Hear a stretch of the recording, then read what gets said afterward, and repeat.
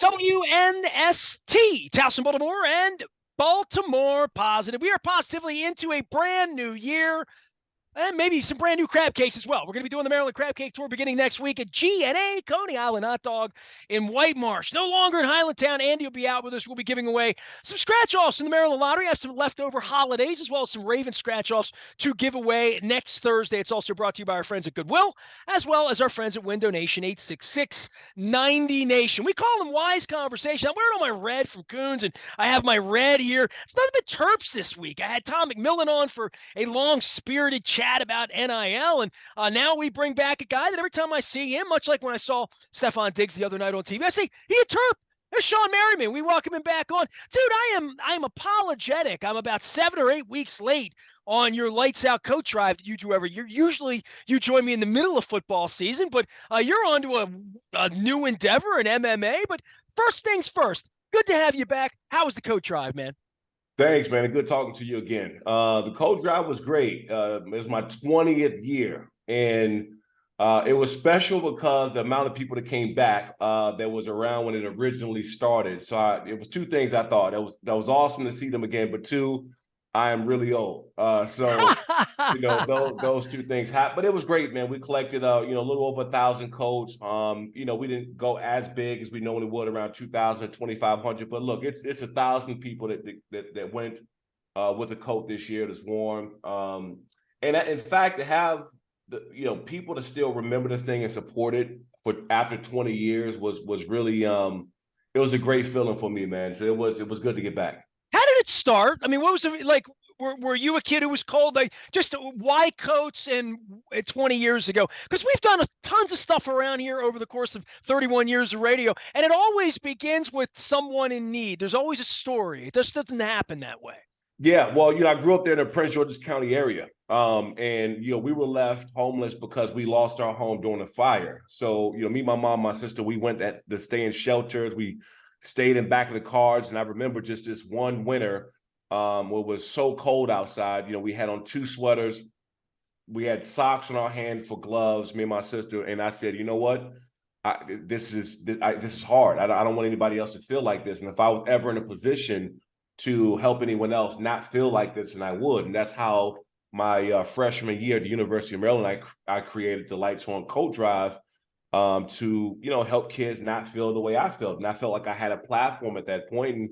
And we initially started, thought I would just get 100 coats. If I got 100 coats, I was happy. That was 100 people that was going to go warm this winter, and we got over 2,000 coats.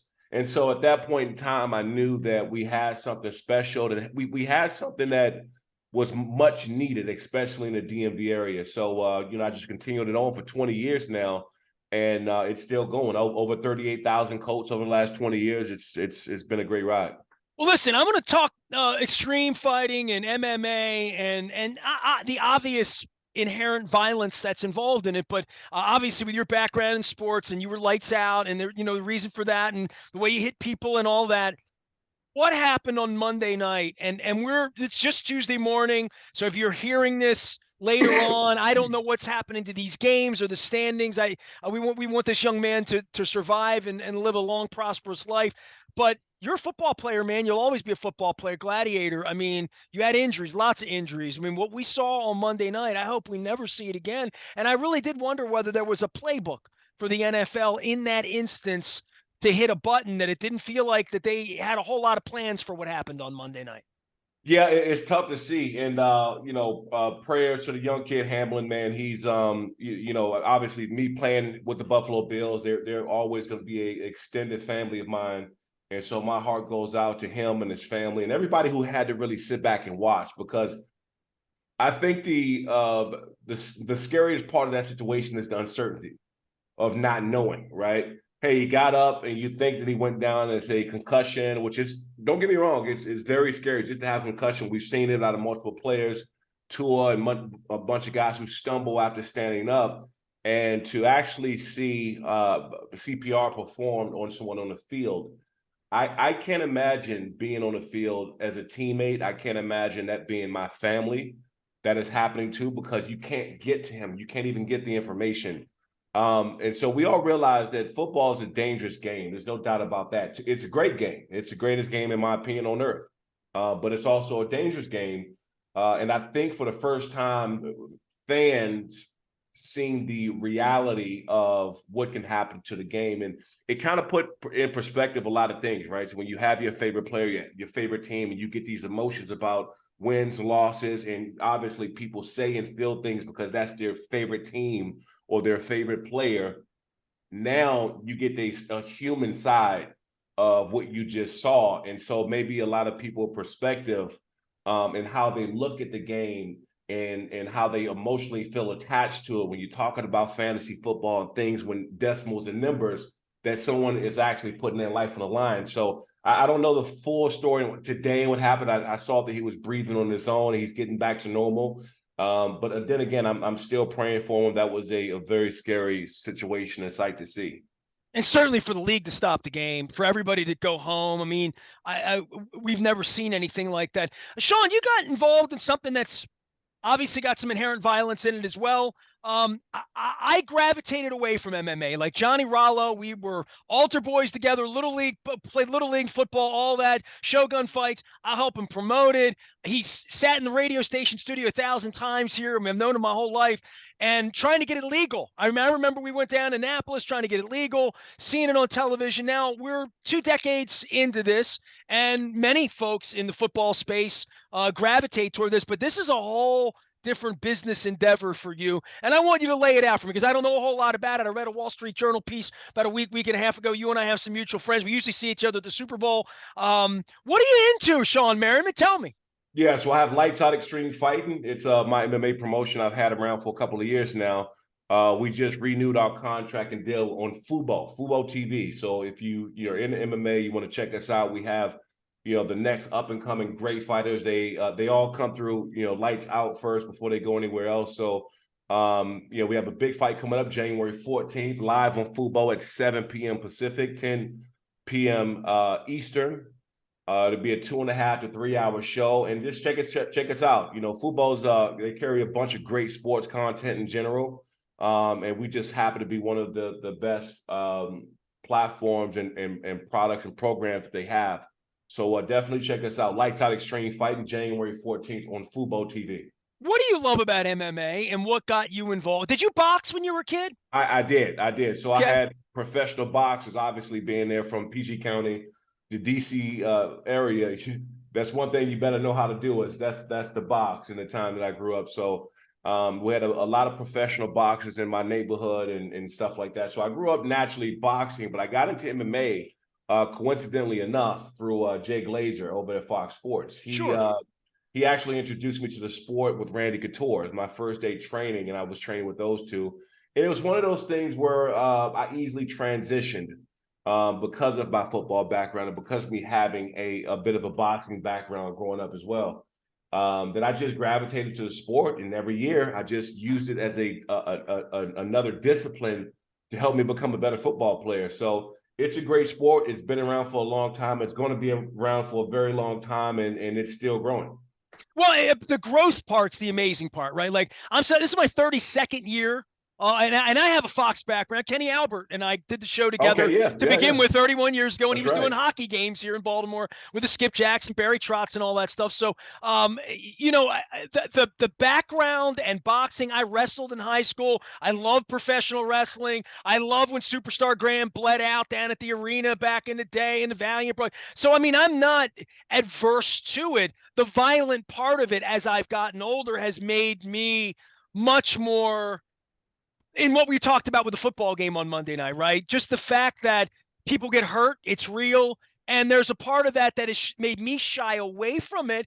But I think publicly over the last 20 years, what's happened to boxing and what's become of MMA, where it is literally mainstream. And I don't know that when John was here 20 years ago talking about it, or when you were still playing football and training, that you thought it could be this mainstream. Certainly Dana White and investment and all the money that's been put into this and the networks. But this, I don't even know what the big four are anymore, right? When you and I were kids, baseball, football, basketball, hockey, maybe a little soccer here, there, NASCAR, whatever it is, horse racing. But MMA has moved up the charts from something that wasn't even sanctioned to something that is still, to this point, one of the growing sports. It is, and I'll tell you why. It was very unfamiliar to a lot of fight, communities, right? We've been watching boxing for 100 years now, and one of the things why MMA has kind of surpassed boxing in a sense is because the best fight the best, and there's so many disciplines, things you have to learn. Obviously, I grew up a little bit boxing, but I started to learn Muay Thai. I started to learn a little bit of jiu-jitsu, and it's just so many different disciplines of the sport. Is why it's growing. You get so many different backgrounds, whether it's guys coming from Brazil or Europe or Africa. Now you have champions that are from Nigeria, and so it's become such a global sport. But it's not even as quarter as big as it's going to be here in the next 5 or 10 years, because it's still opening up in multiple countries. For you and your investment and involvement in this, and being involved, FUBO, stepping out into this, it's one thing to be a fan of it. It's another thing to be financially invested. What made you get involved in this? And I guess financially to step out and say, I want to own a piece of this, because you couldn't own the NFL, right? Well, you can't own the whole NFL, but you could possibly own a team one day, which is not off the table for me. But for me, I can't get involved in anything I'm not passionate about. Even in my playing days during the off season, I would go and train with all these guys. Tito Ortiz, Chuck Liddell. I would train with all of them during the off seasons. And I just grown this love, this passion for the sport. Now, on the business side of where I'm now, it's really promoting and branding and marketing and getting the eyeballs, what I've been accustomed to doing for the last decade and a half. I played in the biggest sport in the country. I've been able to work within the NFL and with the Chargers and several different other organizations to understand how production works, to understand how operations works, and bringing in key people to help grow the brand of Lights Out. For me, it's just really assembling of the 15 plus years I have of experience in coming from the NFL background, understanding how TV works and understanding how fans, this whole thing with me, I don't know if you follow me on social media now, but I talk back and forth a lot with the fans. I'm always interactive. I love, spending time with the fans. And when even when you're growing a business, the fans will tell you if they like it. They'll tell you by viewership. They'll tell you by attendance and tickets. That's the part of the business I love the most, because the fans really, at the end of the day, they drive your business. Shawne Merriman is our guest. He's always a Terp. You doing Lights Out? You'll do Coats again next year for people. Oh yeah, compare, absolutely. Right? 21st, my 21st anniversary coming up next year. All right, so everybody gets a chance to contribute. So if you find some Coats rolling around, you don't give them the goodwill and our partners here. You want to do something good with Shawne, take him down there in November next year as well, because he does that each and every year.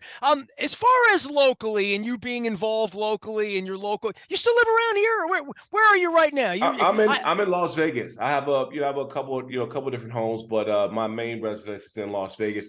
All my family's still back there in Peachey County in Washington, D.C. For I would say 80% of my family, they're all back there. So I can never not come back home. I still work with the University of Maryland a lot. I talk to Coach Loxley probably every other week.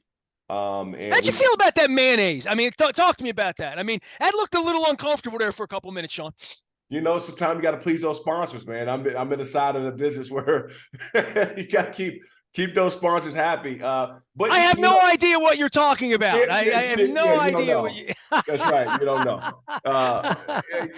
know. It's I'm just really happy, for him for sure, but the program and where the University of Maryland is going. And with this whole NIL thing, we've been talking about it a lot.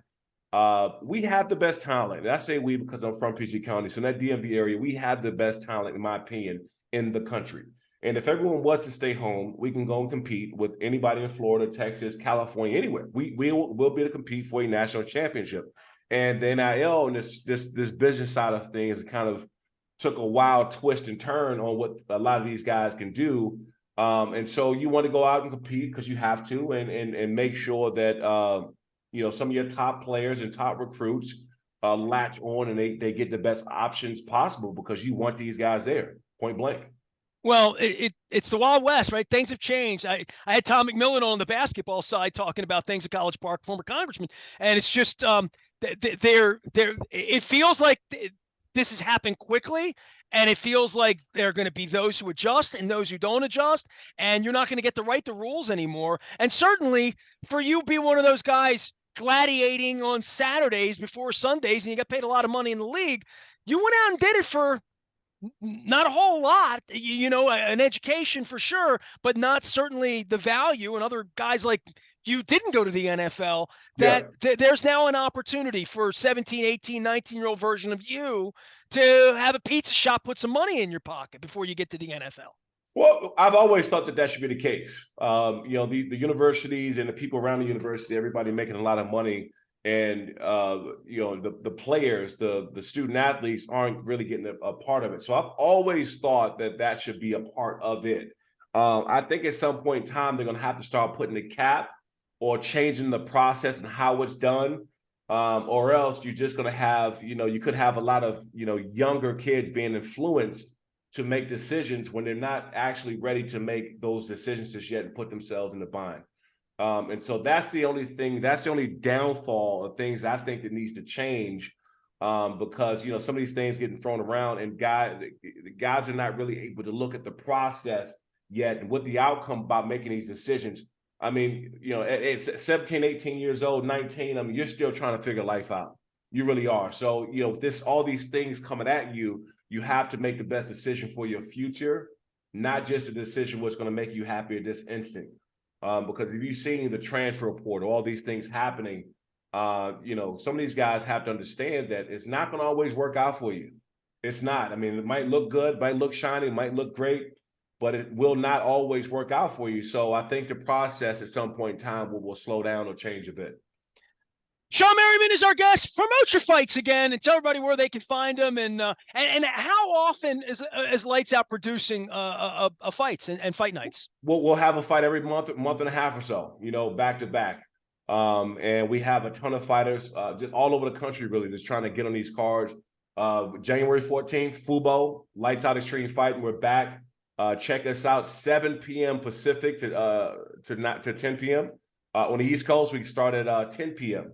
So check us out, FUBO Sports, FUBO TV, Lights Out Extreme Fighting, January 14th, Saturday. It's going to be a big one. You fight out of Vegas?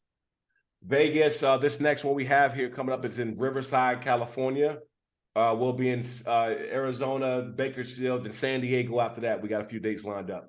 All right, West Coast promotion, as they say, and the Super Bowl coming out that way soon, too. So all sorts of things going on. We'll be out in Arizona in a couple of weeks as well. Shawne, always good to visit with you. Appreciate all you guys do locally here. And when Josh reached me and said, you want to have Merriman to talk about the MMA? I said, sure, man. Let's talk some Terps here. Even basketball. When I booked you, the Terps look great in basketball. They lose to Michigan, but I think that the basketball program, as much as you come from the football side, there's been a new infusion of oxygen for the basketball side. It's kind of exciting as I see it. It is, and I'm really happy for the men's basketball team. You're right. There's a newfound energy that they have. There's a new buzz, and that buzz is like back when, you know, we were playing there and some of the teams we had. So they have that type of buzz right now. They brought him back to start the season. All right, Shawne, take care of yourself. Shawne Merriman, find the fights out on FUBO, Lights Out Fights. And, of course, I'm sure he'll be running around the Super Bowl in a couple weeks as well. If you see him in College Park, guy looks like Shawne Merriman, yeah, that's him. He's usually back here as well. I am Nestor. We are WNST, AM 1570, Towson, Baltimore. We're getting the Maryland Crab Cake Tour back out on the road next week, starting things at G&A Coney Island Hot Dog in White Marsh on Thursday. It's all brought to you by the Maryland Lottery in conjunction with our friends at Goodwill. And I even have my bucket hat back. The friends at Costas gave me this back from Window Nation. 866-90 Nation. We are WNST, AM 1570, Towson, Baltimore, and we never stop talking Baltimore positive.